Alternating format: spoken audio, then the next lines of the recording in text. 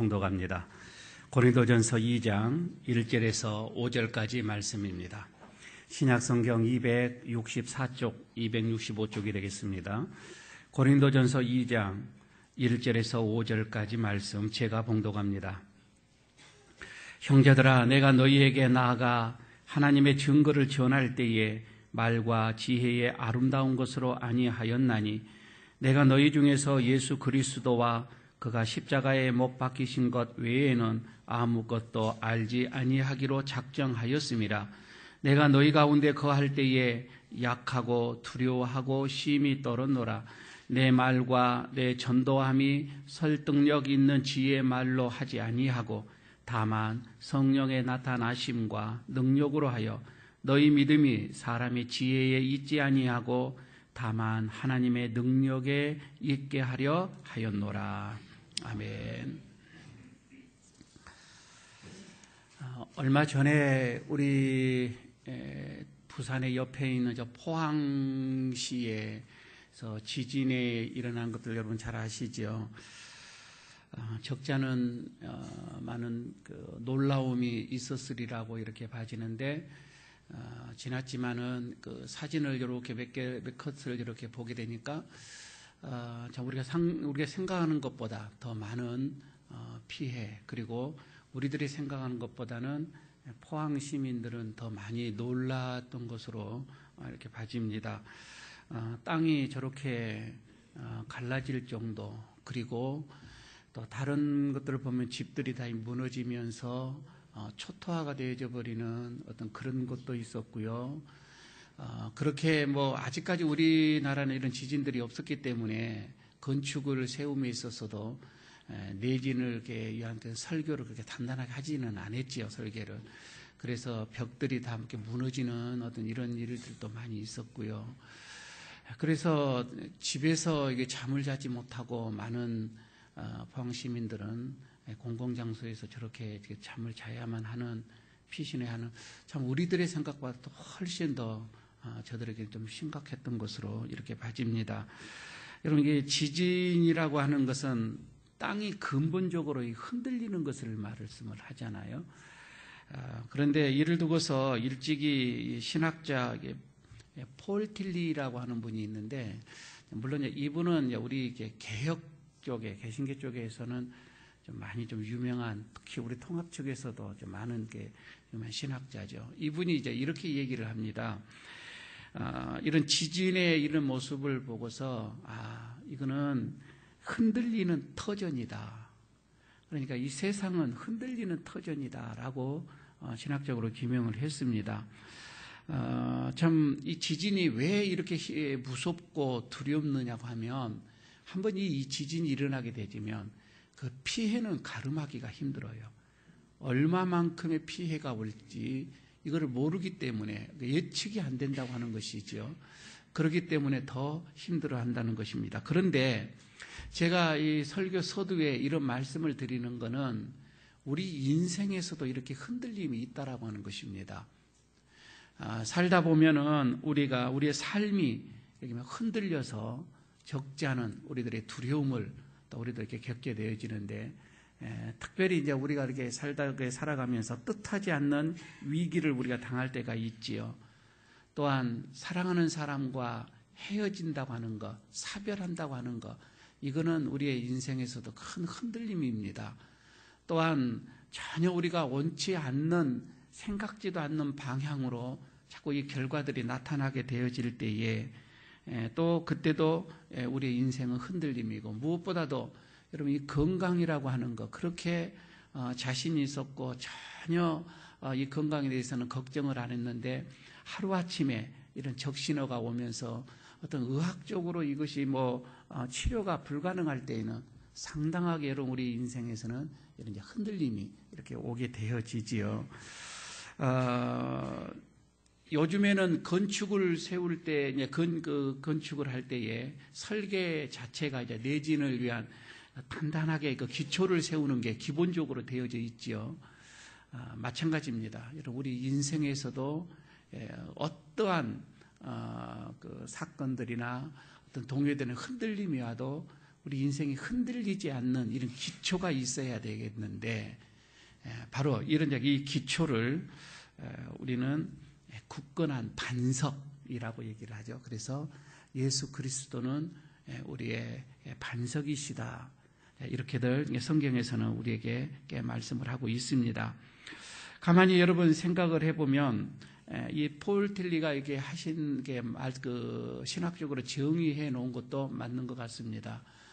인생을 이렇게 흔들림을 이거를 가장 안전하게 지키고 굳건하게 세워주는 그런 반석 같은 어떤 이런 예수를 뭐라고 했느냐면 하나님의 존재의 근거라라고 신학적 용어를 이렇게 썼습니다. 그러니까 우리 안에 이런 중심의 그리스도가 이 기초가 되어진다면 어떠한 일이 있어도 흔들리지 아니할 거라, 이렇게 말씀을 하고 있는 것이지요. 가만히 여러분 보십시오. 우리가 이 땅에서 이렇게 태어났는데 만약에 말이에요, 우리가 이런 예수를, 이런 반석을 우리가 알지 못했다고 한다면 우리는 짧은 이 생애가 끝난 다음에 하나님 앞에 서게 될 것입니다. 그때는 참으로 두렵고 놀라움, 흔들리는 모습으로 우리는 설 수밖에 없는 것이지요. 그래서 사도 바울이 고린도서 1장 18절에 이것을 한마디로 이렇게 정의를 했습니다. 십자가의 도가 멸망하는 자에게는 미련한 것이요 구원을 얻는 우리에게는 하나님의 능력이라. 여러분, 그러니까 그만큼 이 십자가라고 하는 것은 믿는 자와 믿지 않는 자를 판단하는 중심이 된다, 이 말입니다. 저는요, 어떻게 보게 되면 이 십자가가 믿는 자와 믿지 않는 자뿐만 아니라 한 걸음 더 나가면은 믿는 자들 중에서도 우리들의 마음속에 얼마만큼 십자가가 굳건하게 세워져 있느냐 그렇지 않느냐에 따라서 믿는 자들의 우리들의 삶도 확연하게, 우리의 미래도 확연하게 달라진다라고 볼 수가 있습니다. 오늘 여러분, 우리가 이 사순절 두 번째를 맞이하는 이 줄 속에서 하나님께서 오늘 이 바울로 통하여서 우리에게 주시는 음성, 이 세 가지를 듣게 되어집니다. 첫 번째는 이 십자가가 삶의 중심인 그들은 그의 삶은 완전히 운명은 바꿔지게 될 것이다 라고 오늘 주님께서 우리에게 말씀을 하고 있습니다. 1절에 보게 되어지면 하나님의 증거라고 하는 것이 나옵니다. 하나님의 증거를 전할 때에 내가 하나님의 증거를 전한다라고 나오는데, 여기에서 여러분 이 증거라고 하는 이 말은 언어에서, 이 헬라에서 보면은 머스트리원이라고 얘기해요. 이것을 이제 영어로 번역을 해서 나왔을 때 미스테리가 돼요. 미스테리라고 하는 근원은 여기에서 나왔습니다. 머스테리온, 좀 거의 비슷하지요. 이 미스테리, 이 비밀이다 이 말이에요. 그러니까 하나님의 증거, 이 말은 하나님의 비밀 그 뜻이에요. 이거를 다르게 좀 더 다른 말로 말하면 하나님의 신비라고도 이렇게 해석을 할 수도 있을 것 같습니다. 지금 바울이 그렇습니다. 이 하나님의 비밀이 뭐냐? 하나님을 내가 비밀을 전하는데 이 비밀이 뭐냐면, 그러니까 예수 그리스도로 통하여서 우리를 구원하시기 위해서 십자가에서 돌아가시게 하는 그 사건, 이것이 하나님은 비밀이라고 하는 겁니다. 그러니까 여러분, 이 비밀이라고 하는 것은 숨겨진 거잖아요. 아무에게나 누구에게나 다 나타나지는 것이 아니라 이거예요. 특별히 하나님의 택한 자들, 하나님께서 사랑하는 자들에게 이 비밀을 보여주는 거예요. 예수가 그리스도이고, 예수가 하나님의 아들이고, 예수가 우리를 위하여, 죄인들을 위해서 십자가에서 죽으시고, 그 죽으신 그 십자가의 사건으로 인하여서 우리는 하나님의 자녀가 됐다 이 말이에요. 이런 비밀을 여기서 얘기를 하고 있는 거이죠. 그런데 여러분, 이거를 복음의 비밀이라고도 이제 신학적인 용어로 바꿔서 말하면 이렇게 되어지는데, 여러분, 이 복음의 비밀, 하나님의 이 비밀, 하나님의 이 신비, 여러분 가만히 생각하면 생각할수록 이거는 깊은 거예요. 신비스러움이다 이 말입니다. 가만히 보면 지금 우리가 예수를 믿는데, 믿고 있는 우리에게도 죄가 우리의 마음속을 지배를 하게 되어지면 하나님은 알아요. 그런데 그 하나님을 우리는 알고 있지만 절대 하나님을 영화롭게 할 수가 없어요. 그리고 감사치도 않는다라고 얘기를 하는 거예요. 죄가 우리를 지배하게 되어지면 그렇습니다. 예수님이 십자가에서 내 죄를 위해서 죽으셨다? 전혀 여러분 그것도 우리 마음속에 이해도 안 되고 와 닿지도 않습니다. 나에게 죄가 나를 지배할 때는 그렇습니다. 그러나 십자가가 내 안을 지배하게 되어질 때에, 십자가가 나를 여러분 찾게 되어질 때는 비록 내가 이 세상에 살지만은 우리는 천국 같은 삶을 살 수가 있는 거다 이 말입니다. 여러분 이게 십자가의 비밀이에요. 신비다 이 말이에요. 그래서 이 십자가를 중심으로 살아가는 사람은 십자가를 중심으로 살지 않는 사람과 완전히 이 삶이 갈라져 버린다 이거입니다. 믿는 자와 믿지 않는 자의 차이가 이 십자가에 있을 수도 있는 거고요. 또 믿는 자들 중에서도 이 십자가가 얼마만큼 내 삶의 중심이 되었느냐 그렇지 못하느냐에 따라서 우리의 삶의 목적, 우리의 삶의 비전, 우리의 삶의 모든 생각까지 다 달라지게 되어진다고 하는 것이지요. 십자가의 체험이 있는 사람들을 보십시오. 그 사람들은요 십자가를 통해서 소망을 봅니다. 그러니까 쌍안경으로 멀리 있는 것을 가깝게 보는 것처럼 십자가의 체험이 내 속에 있는 사람은요 미래에 대한 것, 아니 어떻게 보면은 어떠한 어려움 속에서도 견딜 수 있는 그런 인내, 그런 소망, 여러분 이런 것들을 다 어떻게 보면 이 십자가를 통해서 공급받아지는 통로가 되어진다라고 하는 것이지요. 나에게 여러분 이런 십자가의 복음이 그래서 여러분이 충만한가? 정말 내 안에는 십자가가 세워져 있는가? 내가 믿는 자이지만 정말 십자가가 나를 휘어잡고 있는가? 내 삶은 어떻게 보면 이 십자가의 중심적인 그런 삶을 살아가고 있는가? 만약에 여러분 그렇게 되어지면 사랑하는 남편, 사랑하는 아내, 사랑하는 자녀를 봐도요 이런 십자가를 통한 사랑이 되어집니다. 십자가를 통한 모든 게 이게 십자가를 통해서 나오게 되어진다고 하는 것이지요. 저는 가만히 목회자로서 이렇게 봅니다. 여러분들요, 교회 안에서 성도들을 이렇게 바라보게 되어질 때는 정말 여러분들 안에 십자가가 있어요. 그런데 희한하게 교회만 밖에 나가버리면 십자가가 안 보여. 왜 그래야 됩니까? 아니 어떻게 보게 되면 또 어떤 분은 교회에 나옵니다. 교회에 나와 있지만은 그 십자가라고 하는 것은 그냥 지식적으로만 알고 있는 거예요. 내 가슴으로 와 닿는 것은 없습니다. 믿음으로, 신앙으로, 내 어떤 몸의 삶 속에서 체험적으로 이 십자가가 나와 있는 것이 아니라 그런 사람은 그렇게 많지가 않아요. 그냥 배우며 그냥 지식적인 거예요. 그거는 힘이 없는 거입니다. 능력이 없다 이 말입니다. 아마 십자가 위에서 그런 우리들을 내려다보시는 주님의 마음은 어떠하실까 이런 생각을 갖기도 합니다. 그래서 여러분 우리들의 생각 말이에요. 우리가 무엇을 판단하든지 어떻게 생각을 하든지 그리고 우리의 삶이 내 생활이 그 중심에 여러분 십자가가 딱 서 있어야 된다 이거예요. 십자가의 중심적인 삶이 되어져야 된다 이거입니다. 아니 여러분 우리는 살다 보면 자꾸만 그 십자가가 넘어져요. 십자가가 무너질 때가 있어요. 십자가가 희미한 안개 속에 여러분 그렇게 보일 때가 있어요. 내 어떤 의의가 강하다 보면은 그렇게 되어지는 거예요. 그러나 여러분 골고다에 세워진 그 십자가를 바라보시기를 바랍니다. 그래서 그 골고다에 십자가가 세워져 있는 것처럼 내 중심에도 여러분 그 십자가가 든든하게 세워져 있어야 된다 이거예요. 그렇게 되려면 어떠한 지진도 그 지진의 흔들림도 우리는 동요하지 않는다고 하는 거예요. 왜 여러분 우리가 이렇게 동요합니까? 왜 여러분 우리가 이렇게 감정이 이렇게 막 흔들려져 갑니까? 바로 십자가가 온전하게 세워지지 않기 때문에 그렇습니다.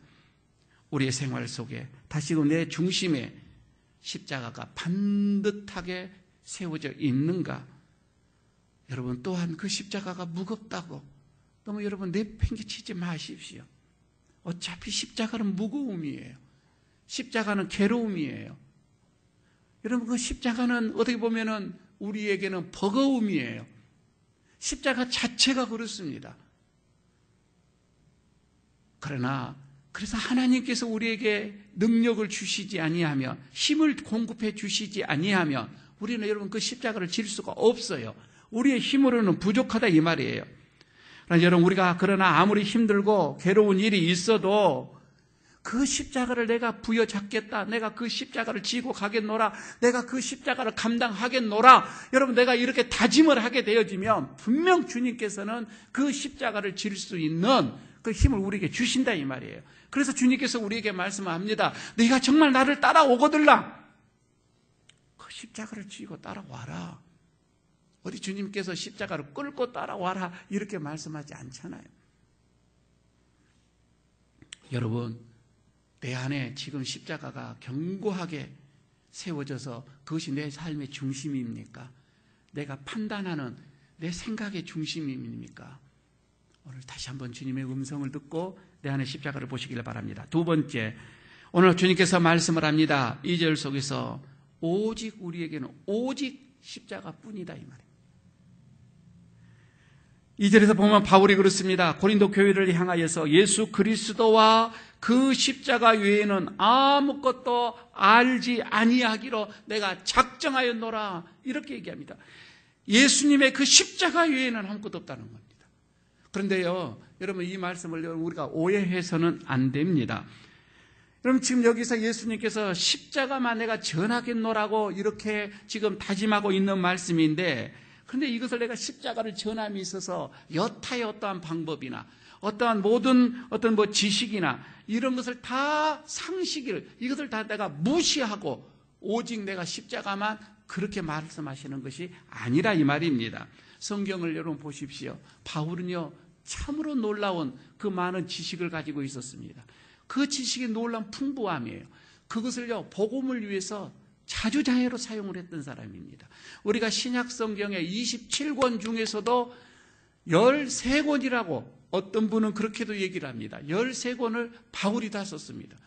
그만큼 바울이 가지고 있는 어떤 이런 지식을 복음을 위해서 사용을 한 거였던 거죠. 아니, 어디 보면 바울은 자기가 가지고 있었던 그 로마의 그 시민권도 복음을 전하기 위해서 적절하게 사용을 했던 것을 우리는 잘 압니다. 그래서 이 말씀은 하나님을 증거하고 복음을 전함에 있어서 이 필요한 것들을 우리가 사용을 하지만 그 중심, 그러나 가장 그 중심은 예수 그리스도의 십자가다 이렇게 얘기를 하는 거예요. 즉 복음을 여러분 전함에 있어서 입으로만 그런 전하는 것이 아니라 내 삶이, 내 생활이 십자가가 중심이었다. 그리고 실제 그는 그렇게 살아왔었던 것을 우리는 압니다. 그래서요, 바울은요, 사도로 부르심을 받잖아요. 그리고 십자가를 전하기 위하여서 그는요, 그가 지금까지 자기의 생각에 이 방법, 살아왔던 그 방법을 다 내려놓습니다. 지금까지는 이렇게 살았는데 이것들을 내려놓은 것이 그중에 동족들과의 관계였습니다. 여러분, 그가 얼마나 탄탄하게 그 동족들과의 우대 관계를 그 지인을 이루 말할 수가 없어요. 그거 다 내려놨지요. 그가 누렸던 타고난, 태어났을 때부터 누린 자기 것이 있었습니다. 그 직위가 있었습니다. 이런 것도 내려놨습니다. 심지어 그는 가정조차도 그는 이루지를 않았습니다. 그리고 오직 십자가의 삶을 살았습니다. 그리고 그 십자가를 통하여서 온갖 고난, 역경, 어려움, 그걸 마다하지 않고 그는 견뎠습니다. 그런데 여러분, 오늘요, 이 시간에 우리가 여기서 이 바울의 그 십자가의 중심적인 그 삶으로 인하여서 그가 거진 이런 고난과 고통과 어떤 그런 역경과 어려움을 그 당하는 그 바울의 그 모습을 보면서 바울은 참으로 그런 실패한 자이다. 그의 인생은 실패한 자다. 여러분, 우리는 그렇게 생각할 수 있습니까? 결코 여러분, 우리는 그렇지가 않다 이 말입니다. 물론 여러분, 고난이나 어려움만 바라본다면 그런 실패한 인생이라고 말할 수가 있습니다. 그러나요, 여러분, 우리는 여기서 꼭 알아야 할 것은 인생의 성공, 그리고 인생의 이 실패, 여러분 이것은 육적으로 판단하는 것이 아니라 이 말입니다. 육적으로 판단하는 것이 아니라, 육적으로 결정되어지는 것이 아니라 그 인생의 참된 성공은 영원한 그 복에 들어가느냐 아느냐 이거예요. 이것으로 판단한다 이 말입니다. 여러분 예수님께서 분명하게 얘기합니다. 마태복음 16장 26절에서 말씀을 합니다. 사람이 온 천하를 얻고도 온 천하를 다 얻었습니다. 그러나 그 생명을 잃으면은 이는 그가 무슨 유익이 그에게 있겠느냐 이 말이에요. 여기에서 생명을 잃는다라고 하는 것, 온 천하를 얻고서 생명을 잃는다고 하는 것은 육적인 생명을 말하는 게 아닙니다. 이건 영적인 것을 말하고 있는 거예요. 그래서 이것은 인생의 성공은 육적인 데 있는 것이 아니라 영적인 데 있는 거다, 주님께서 말씀을 하고 있는 거예요. 사실 여러분 우리 인생을 보십시오. 우리 인생의 육은 잠시입니다. 그렇게 많지가 않잖아요. 그렇게 긴 시간이 아니다 이 말입니다. 잠시 동안 여러분 우리는 남부럽지 않게 여러분 우리가 살았습니다. 그러나 남부럽지 않게 이렇게 우리가 살아서 성공한 인생이라고 여러분 우리가 이렇게 생각을 한다면 이거는 성경 안에서는 참으로 이거는 우리는 어리석은 판단이라고 얘기합니다. 절대 성경은 또 하나님은 그렇게 말씀을 하시지 않습니다. 잠시 풍요로운 물질의 풍요로움으로 여러분 우리가 편안하게 살다가 하늘에 이런 이 소망을 여러분 우리가 놓치게 된다면 이것처럼 여러분 허망한 것이 어디가 있어요? 잠시 잠깐 동안 누리는 이런 우리 이 세상에서의 어떤 이런 안락함으로 인해서 천국에서 영원한 여러분 이 안식을 여러분 우리가 이렇게 되어지면 이것처럼 허망한 것이 어디가 있어요? 이것처럼 실패가 어디가 있느냐 이 말씀이에요. 여러분 바울을 여러분 가만히 보시기를 바랍니다. 이렇게 보게 된다면은 그는 정말 육으로는 고통을 당했습니다. 말할 수 없는 어려움을 당했습니다. 그러나 그는 영원한 하나님 앞에서 승자였었습니다. 성공자였습니다. 이거는 역사가 얘기를 해줍니다. 어느 한 사람이 2000년이 지났는데도 이렇게 전 세계 사람들 앞에서 믿는 자 앞에서 추앙을 받으며 높임을 받으며 존경을 받는 그 인물이 어디에 있습니까? 바울처럼 이렇게 존경을 받는 인물이 2000년이 지났는데도 이런 사람이 어디에 있느냐 이거예요. 이것을 보게 되면 참으로 그는 진정한 성공자라 이렇게 말할 수가 있습니다. 많은 성도들이 그렇습니다. 세상 사람들처럼 완전히 여러분 그리스도를 제쳐놓고서 십자가를 제쳐놓고서 오직 세상의 영광, 육의 어떤 이런 성공만을 따라가고 있는 것, 여러분 이것을 바라볼 때에 우리 주님은 어떠한 안타까움이겠습니까? 이것이 아닌데, 그게 아닌데 우리 주님은 오늘도 안타까움으로 봅니다. 오늘 다시 한번 여러분 내 안에 정말 내 안에 이런 오직 십자가만 가득 채워져 있는가 한번 돌이켜보시기를 바랍니다. 십자가가 가득 채워져 있는 사람은 그 입에서 십자가만 나오게 될 것입니다.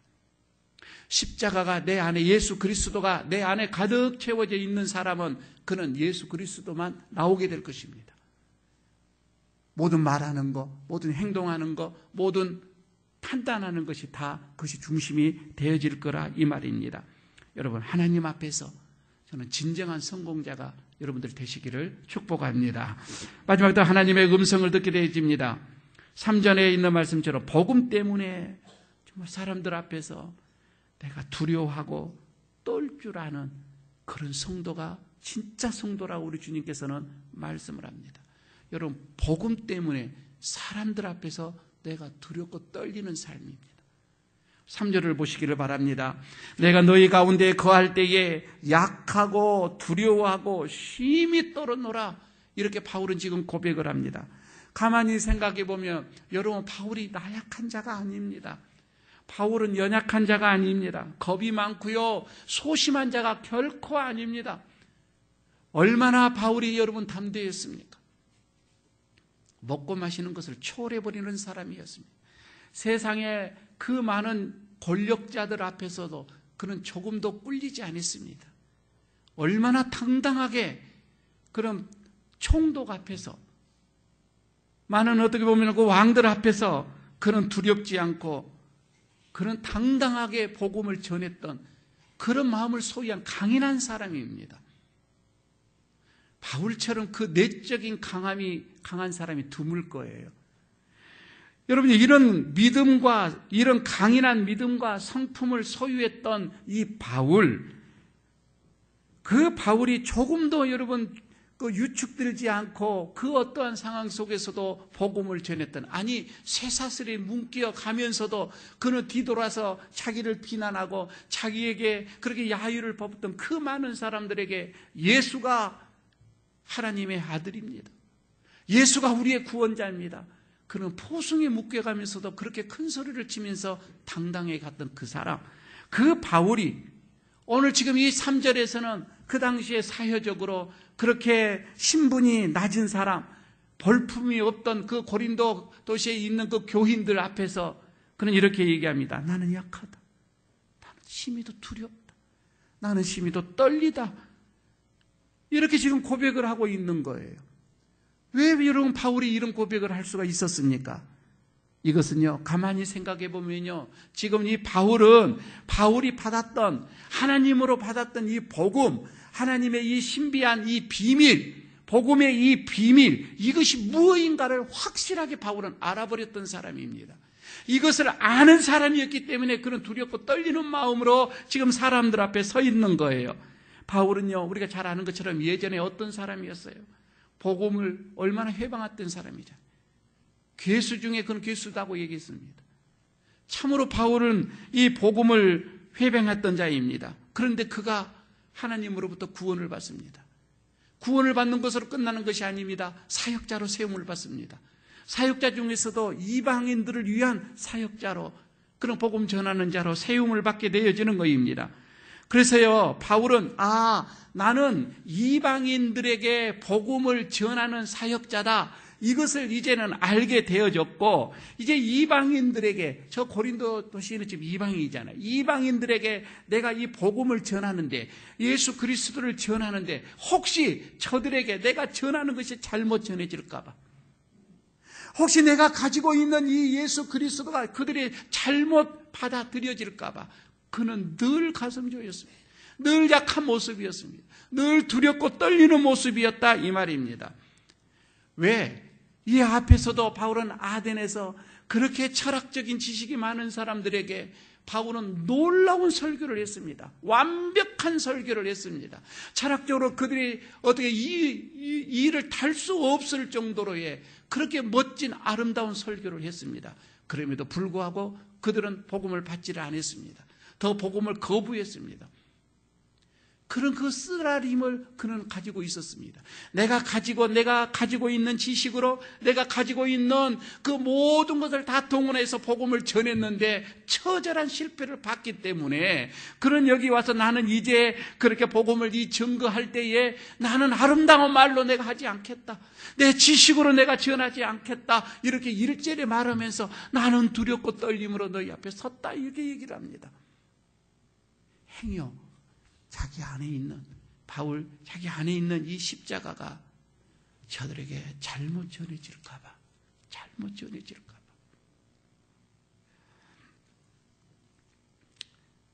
그는 한번 내가 잘못 전해짐으로 인해서 그들이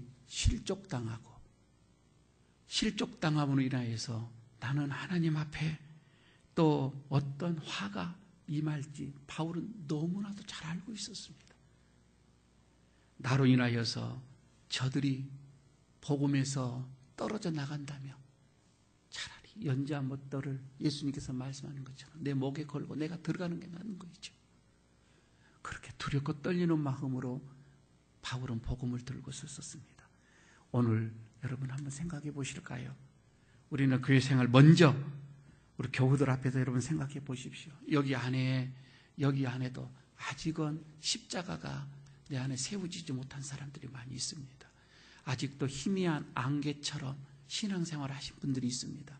아직은 예수의 능력을, 예수님의 십자가를 아직 경험하지 못하고 그냥 이렇게 부모를 따라서 오는 분도 많이 있고요. 친구를 따라서 오는 분도 있고요. 아직 믿음이 연약한 새 가족들은 십자가가 뭐인지도 모르고 있습니다. 아니 조금만 더 밑에 내려가게 되지만 우리 아이들, 우리 학생들, 우리 어린 아이들, 우리들의 모습을 보고서 그들은 예수를 믿게 되어질 것인데, 이런 우리는 어떻게 지금 우리의 내 안에 있는 십자가가 그들에게 보여지고 있느냐 이 말이에요. 내가 어떻게 저들 앞에서 내 안에 있는 이 십자가가 행여 그들에게 잘못 비춰서 저들이 낙심하지는 않느냐 이 말이에요. 우리는 중직자로서 어떻게 보게 되면은 두렵고 떨리는 그런 모습이 아니라 늘 우리는 저들에게 위풍당당한 모습으로 이런 우리는 신앙생활을 하고 있는 것은 아닌지, 나의 잘못된 믿음이 저들에게 독이 되어지고 나의 잘못된 어떤 이런 신앙생활이 어떻게 보면 저들의 걸거치는 올무가 되어져서 저들의 시험이 들지는 않을까. 여러분 이런 초조함으로 이런 마음으로 우리가 신앙생활을 해야 되는데, 여러분 우리는 여전히 마치 종을 대하는 상전처럼 고압적인 자세로 우리는 새가족들을, 믿음이 약한 자들을, 학생들을, 청년들을, 어린아이들을 여러분 우리가 이렇게 대하고 있는 것은 아닌지요. 또한 교회를 넘어서 여러분 밖을 여러분 보시기를 바랍니다. 밖에 저 믿지 않는 자들을 보십시오. 저들이 무슨 십자가를 알겠습니까? 저들이 무슨 예수가 어떤 분을 알겠습니까? 그러나 우리들의 삶의 모습으로 알게 될 것입니다. 우리의 입술로 하는 것이 아니라 우리의 삶의 태도로 그들은 십자가를 알게 될 것이라 이 말입니다. 우리가 그들에게 이런 복음의 신비함을, 하나님의 이 비밀을 우리가 그들에게 증거할 때에 여러분 우리가 비겁한 그런 자세로 우리가 전할 필요는 없습니다. 그러나 우리는 저들에게 늘 빚진 자의 모습으로, 빚진 자의 자세로 우리는 그들에게 서야 합니다. 그리고 늘 겸손함으로, 늘 그런 낮은 자의 태도로, 늘 우리도 그들 앞에서 두렵고 떨림으로 내가 잘못 말하고 내가 잘못 행동하고 내가 잘못함으로 인해서 저들은 더 믿음에 더 십자가에서 멀어져 가버리면 어쩔까, 이런 마음으로 우리는 그들 앞에 서야 한다 이 말입니다. 오늘 바울은 철학과 신화들이 난무하는 그런 고린도 도시에서 그 어떤 인간적인 지혜 다 버리고 오직 십자가, 오직 예수, 이것만 전하겠다고 말씀을 합니다. 아니, 그것은 우리를 위해서 십자가에 못 박히신 그 예수님만이 하나님의 참된 모습이기 때문에 그렇습니다. 그리고 이런 십자가에 기초한 믿음이 올바른 참된 믿음이다라고 바울은 생각했기 때문에 그렇습니다. 여러분, 오늘 우리가 나의 믿음이 십자가에 기초한 것인지, 그리고 내 가정생활, 그리고 내가 정말 이 교회생활, 이 직분생활, 그리고 내가 이 사회생활도 믿는 자로서 내가 십자가의 중심적인 이런 삶을 내가 살아가고 있는 것인지, 점점 헛것으로 인하여서 날마다 황폐되어져 가는 이 시대 속에서 여러분 오늘 십자가를 다시금 여러분 좀 세우시고 오늘 이 교회 문을 닫으기를 바랍니다. 그리고 사순절 두 번째 주간 십자가 여러분을 볼 때에 누구든지 여러분을 볼 때 여러분의 안에 있는 그 십자가만 보여지게끔 그런 삶을 사시기를 바랍니다.